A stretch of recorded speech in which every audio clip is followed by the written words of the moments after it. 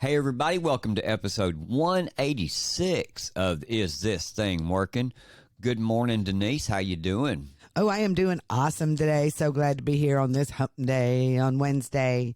And guess what, everybody? 1 year ago today, we started the podcast, Is This Thing Working? And we have expanded it dramatically. So from now on, you'll see season 2 for year 2. I'm so excited to put that there.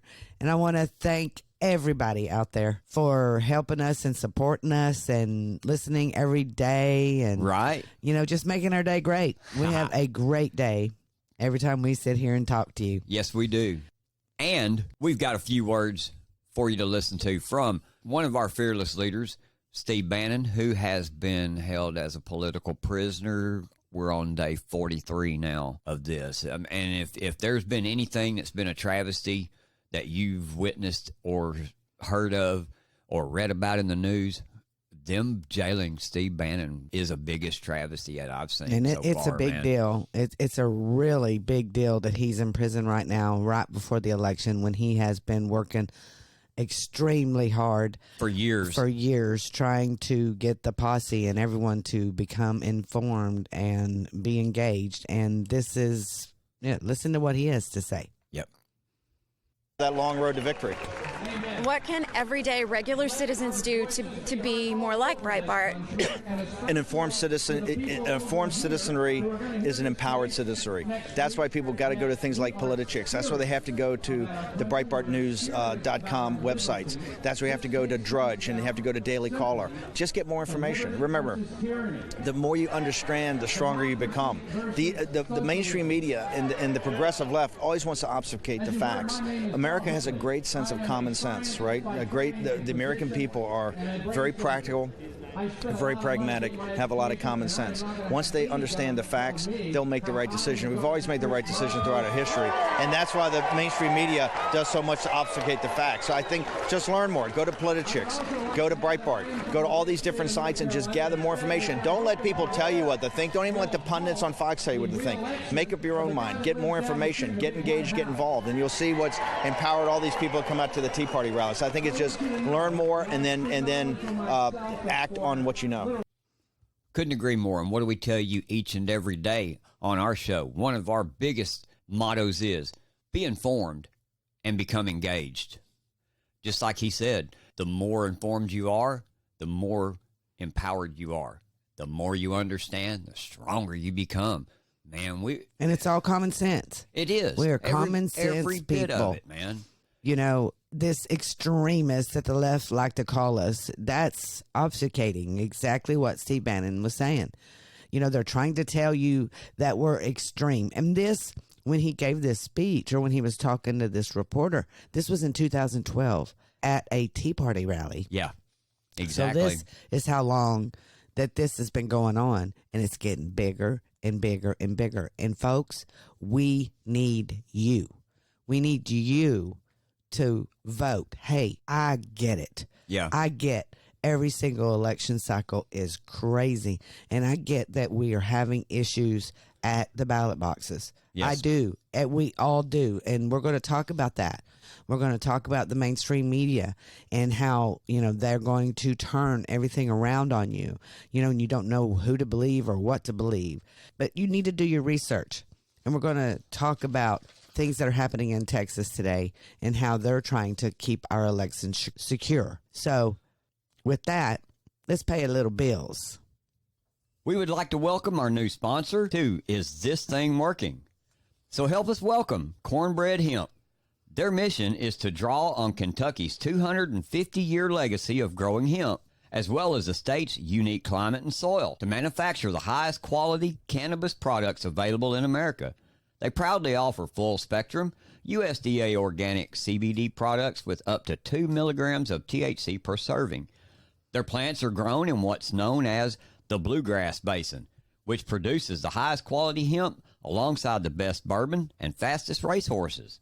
Cornbread Hemp is one of the very few, if not only, CBD brands in America who exclusively use the hemp flower to create their CBD extract, called Flower Only CBD, and they want the world to know.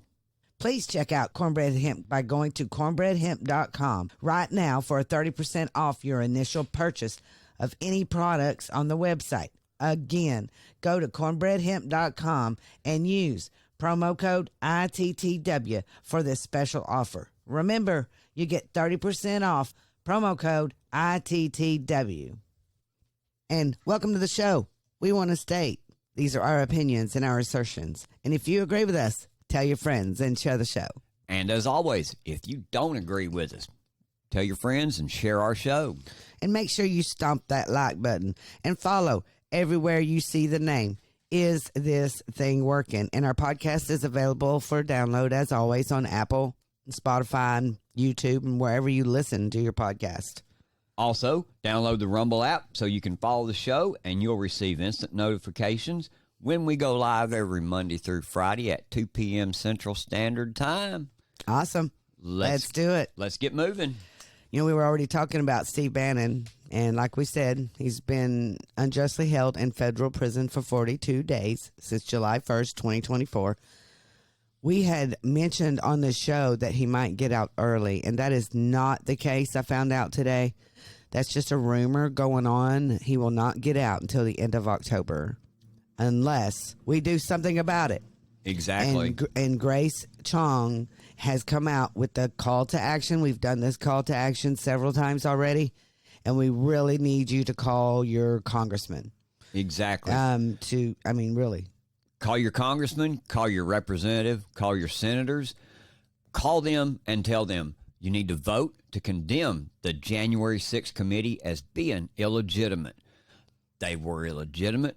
They serve no true purpose. They have no true authority, man.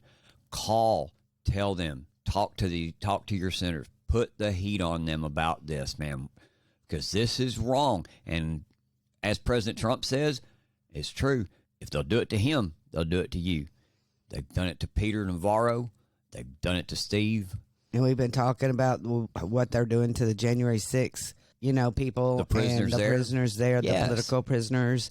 Every bit of this, man. They'll continue to do it because they don't want you involved. They don't want your voice out there to tell them, hey, you're wrong. What you're doing is wrong, and it's against the Constitution. Yep. They don't want that. I get it. And, hey, I will say this. The voters that came out yesterday and stepped up for Mr. Royce White in Minnesota, thank you. That's 100% a big win. That's big a big posse win, for us. win right Man, there. I'm telling you, I'm excited to see a guy like Royce White be in there and have a voice now, man. Because like we said, common sense, practicality, that's Royce White, man. That is. Yeah. That is, and we're very excited. And then we could go into the Ilhan Omar race, but we all know that something weird happened there. And, some people are saying Republicans just didn't show up to vote for her. Well, why would they really? Well, yeah, and she did win by 15,000. And I've seen somebody say, well, that's 15,000 Republicans that didn't get out. Well, if you think about this, man, we've had this issue for quite a while. Me and you talked about this even back in January and February when you had Texas primaries going on, when you had other state primaries going on, and we talked about the low voter turnout. And it's important, though. It's very important that we do get that voter turnout up in the primaries, man. Primaries are important. Down ballots are important. They really are. Because if not, the things like the J6 committee happen again. And what I don't understand is why did not they do this before they went on recess? Before they went to have their summer vacation or whatever it is. Why is it we're sitting here saying, hey, do something, and you're not even there in Washington, D.C.? Nope. I find it very, very troubling, and I'm very disappointed. They're out there trying to be reelected, or elected, yes. in a primary, and they don't want to do what the people ask them to do. Bannon, who is currently serving a prison sentence, he was convicted for defying a subpoena related to the January 6th investigation. His imprisonment serves as a prime example of the severe consequences faced by those who challenge the political establishment. Now, yesterday on War Room, Harnwell and Mike Davis were talking about the contrast between the Lois Lerner, who oversaw the IRS's scrutiny of conservative groups. Yes. And then Bannon, who were both subpoenaed to talk before Congress. Yes. And what happened to Lois Lerner? Nothing. Nothing happened to Lois Lerner. Nothing. And the thing about her is, if you remember, we're getting this from a warroom.org article, and it said that in contrast, Lerner, who oversaw the scrutiny of those groups, she faced no repercussions whatsoever. When Congress subpoenaed her to testify, she invoked the Fifth and gave a prepared statement but did not answer questions directly. Her testimony was seen by many as a calculated attempt to do what? Evade accountability. Yet she faced no criminal charges or substantive penalties for her actions. Ben Hardwell and Mike Davis both criticized the lack of accountability for Lois Lerner, asserting that the Obama administration's DOJ failed to act decisively. This, they argue, underscores the broader pattern of selective justice. According to Mike, the inaction by the DOJ under Obama is emblematic of a political bias that shielded certain individuals from consequences while aggressively pursuing others. The two-tiered justice system, what we continue to talk about. Davis said, in quotes, Obama was the OG for this weaponization of our law enforcement, and it has been on steroids under the Biden administration. 100%. It has, and everyone has seen it. The two-tiered system. This isn't something new. So Republicans, they're like, hey, they're coming after us. Oh, we got to stay over here and be quiet, not vote, not use our voice to get out there and everything. No, this is the very reason you need to show up. And in my opinion, too, just like you talked about, the House representatives are gone. They're out at home campaigning their state. And you've got the Senate doing the same. Look, here's the way I see this. If the citizens elected you 2 years ago to be a representative, that they elected you during the last senator election cycle, then right now, if you are elected, your ass needs to be in Washington, D.C. Those that are running against you in this upcoming election, let them stay out there and campaign. Your campaign should be your accomplishments that you've done while you've served. And that should be how you get reelected. Amen. I'm sick of this because shit, we're man. already hearing that Speaker Johnson is talking to moderate Republicans. I'm so sick of hearing moderate Republicans till I'm about to puke. You know what moderate Republican is? A Democrat lie. An undocumented Democrat. That is exactly right. Yep. And there isn't no moderate Republicans anymore. They're Democrats. No, I know we talk about getting the moderates, and yes, we need moderates. But folks, common sense. Even moderates have common sense. And if there are moderates in our Congress that are going to vote for bills that are going to raise inflation, more money spent, more money for weaponization of government, then that is not for you. That's not for you. Well, it's not for any of us. So why are we voting them back in? This is where I'm having an issue. Mm-hmm. We're out there voting for these people that are doing nothing for us in Congress. Exactly. But still, vote. When it's taken us how many cycles to get MAGA people in there so they're common sense people. Yep. How many cycles now? 6? Yeah, easy. Easy.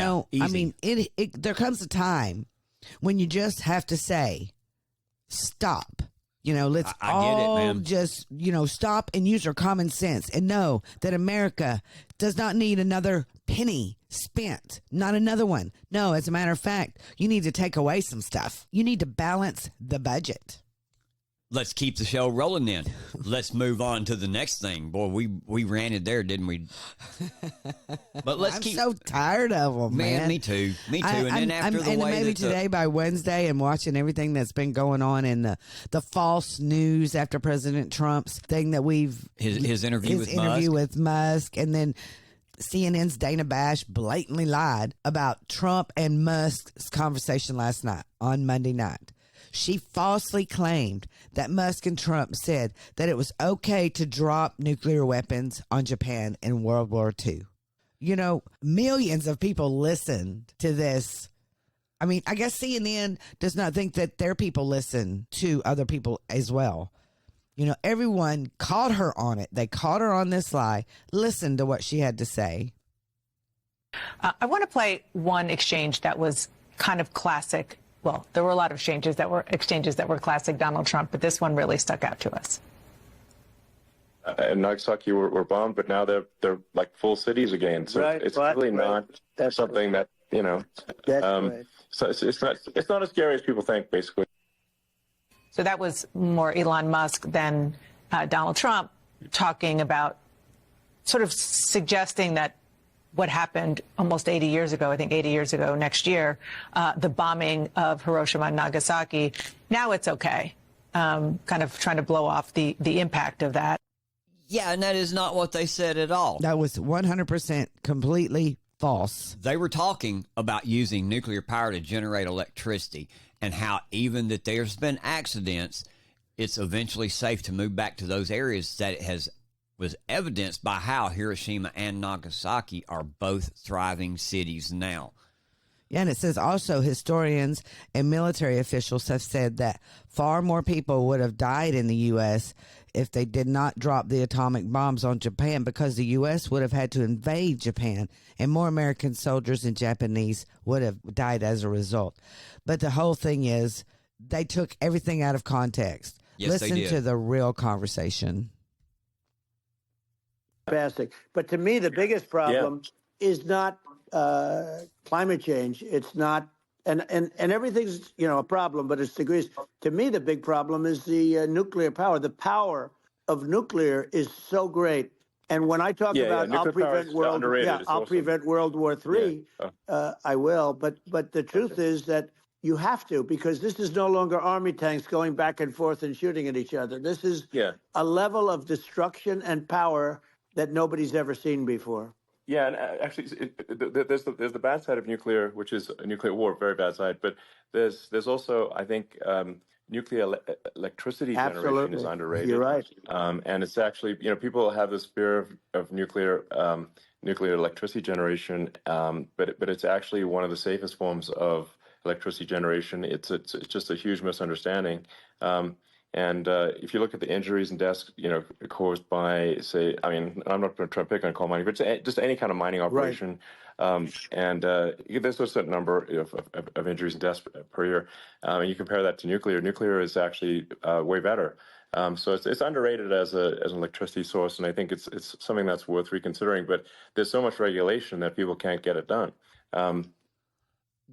Right there. 100%. Right there. And that's what they're talking about, is nuclear energy. For climate change. Which is what everyone has been talking about, and what Elon Musk is very much for. He knows, he makes EV cars, guys. So everyone knows that he's on the climate change thing, and he's a smart man.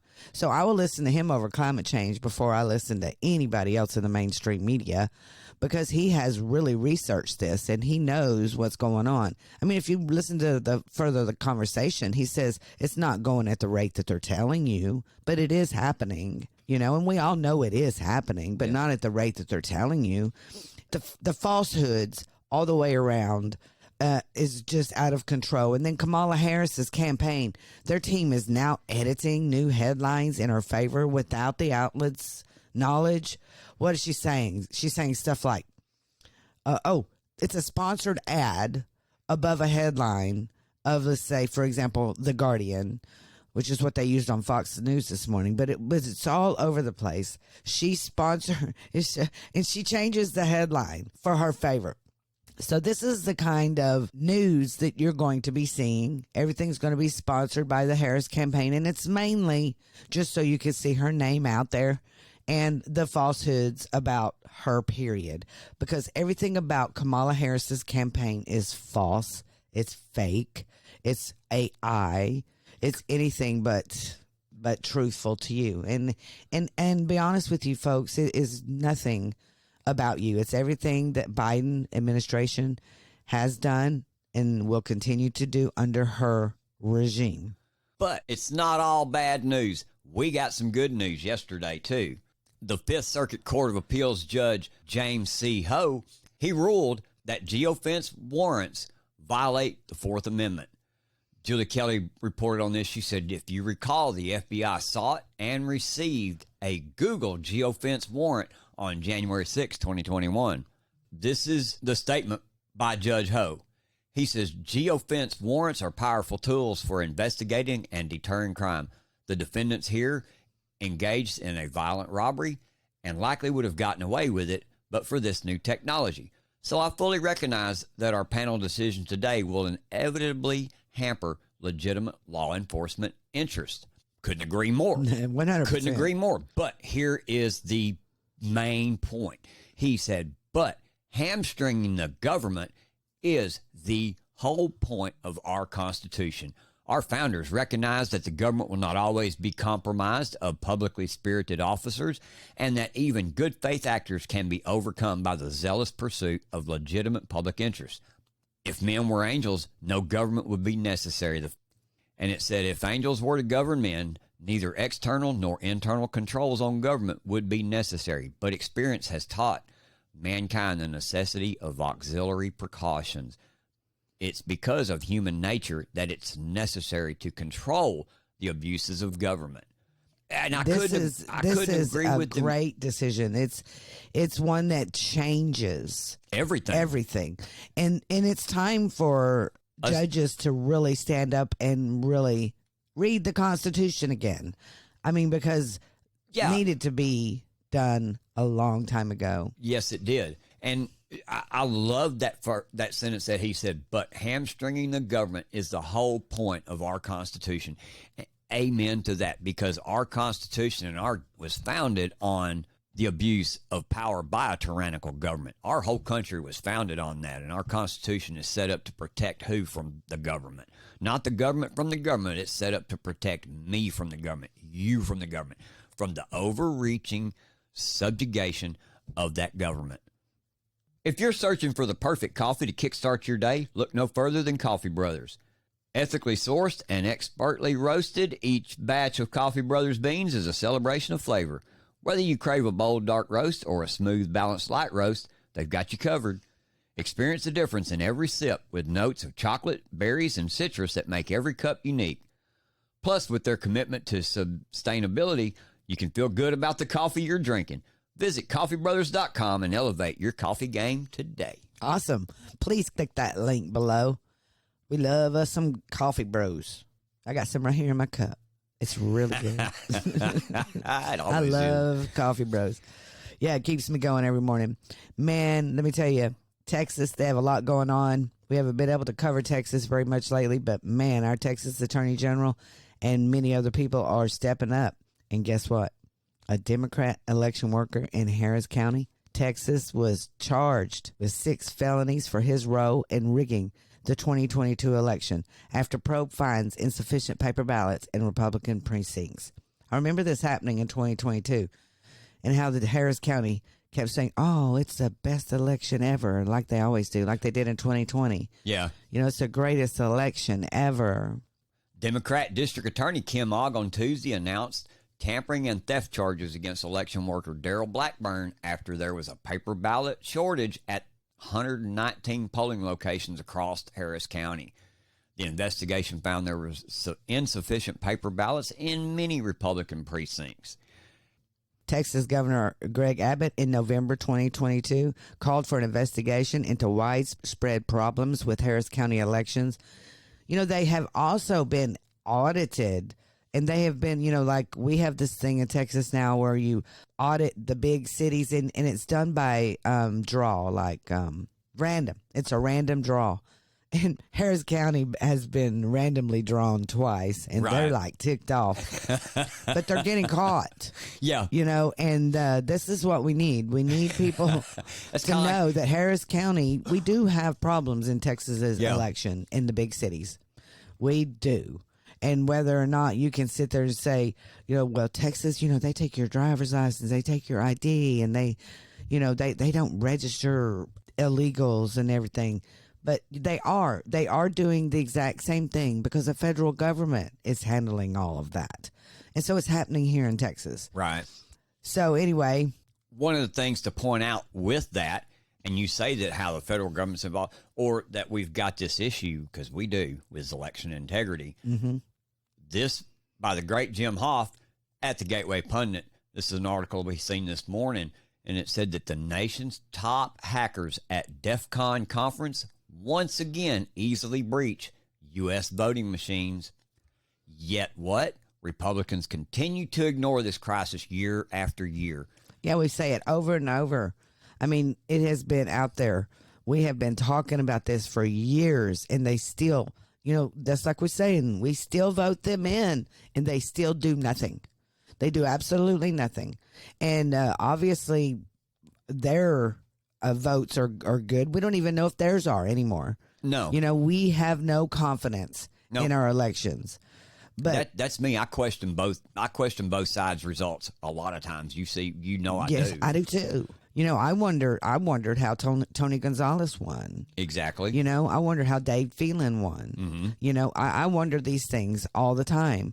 But over the weekend, some of the world's top hackers convened in Las Vegas for the annual DEF CON conference, specifically at the Voting Village event, to probe and expose vulnerabilities in voting machines set to be used in the upcoming November election.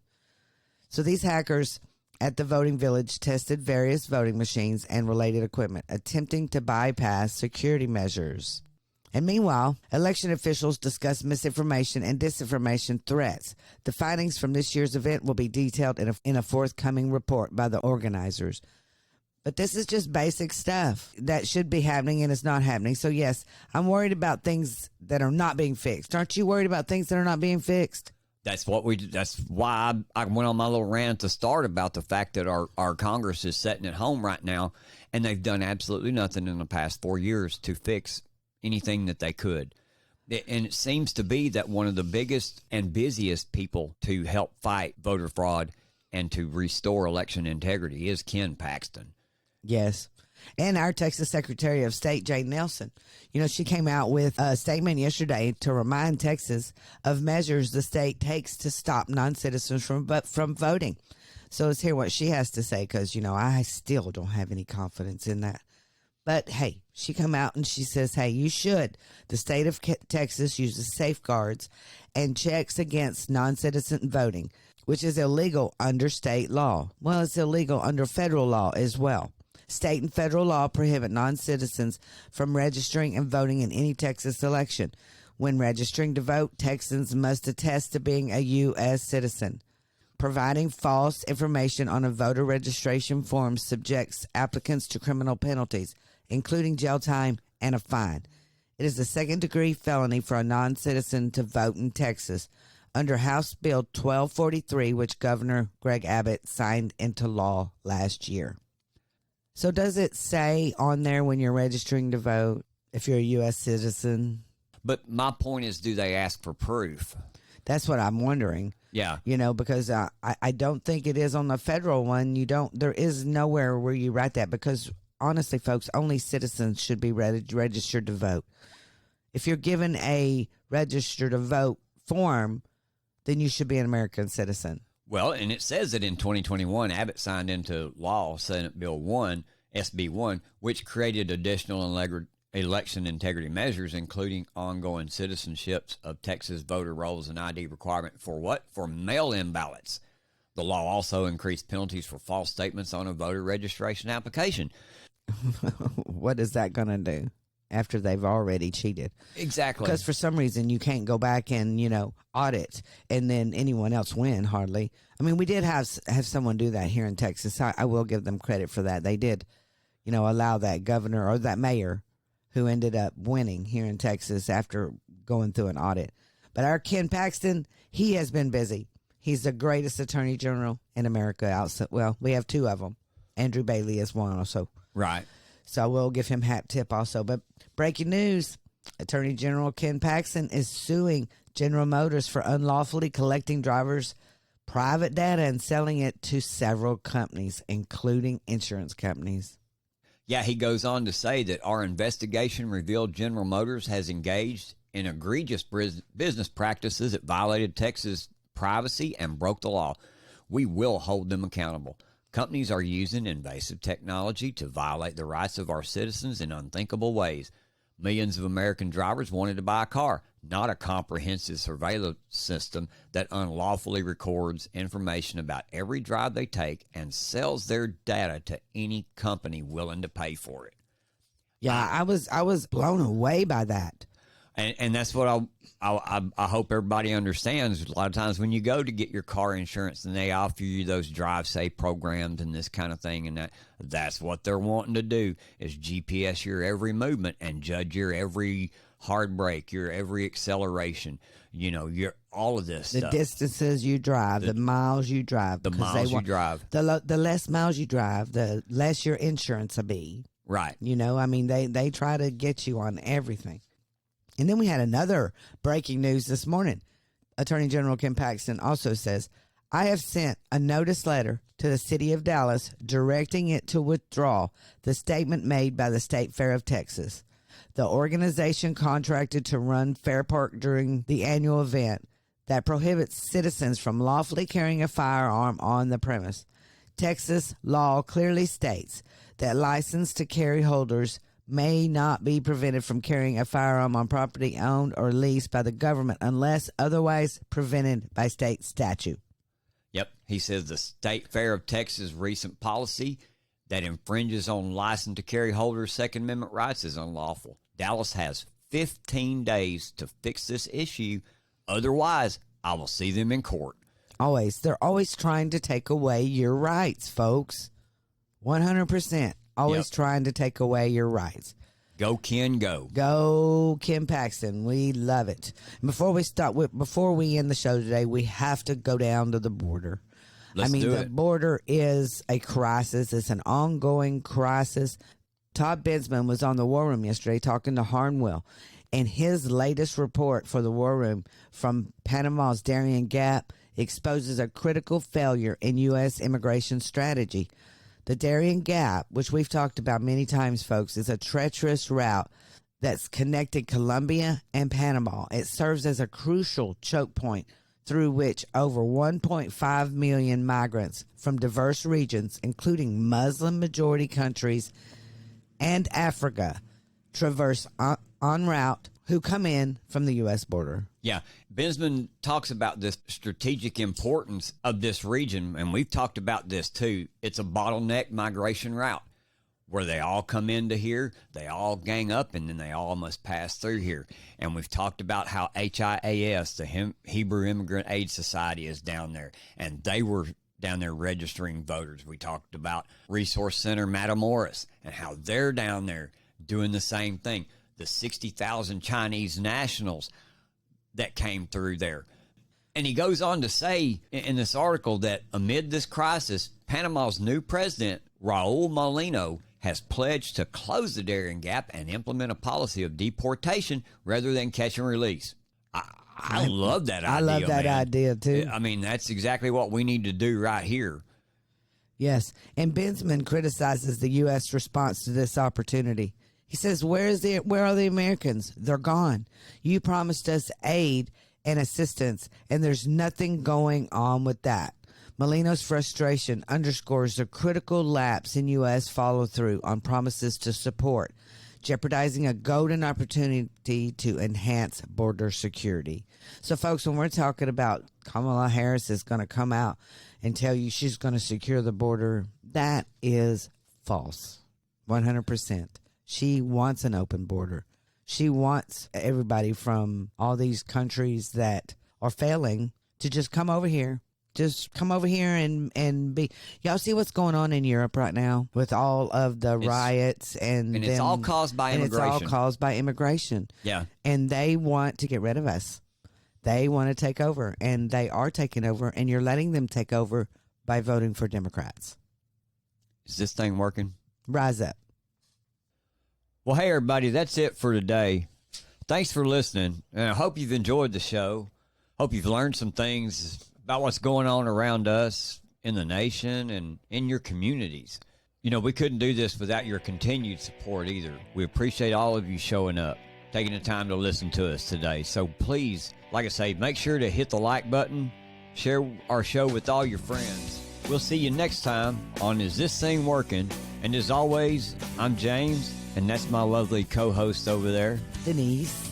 And we'll see you next time. We're out.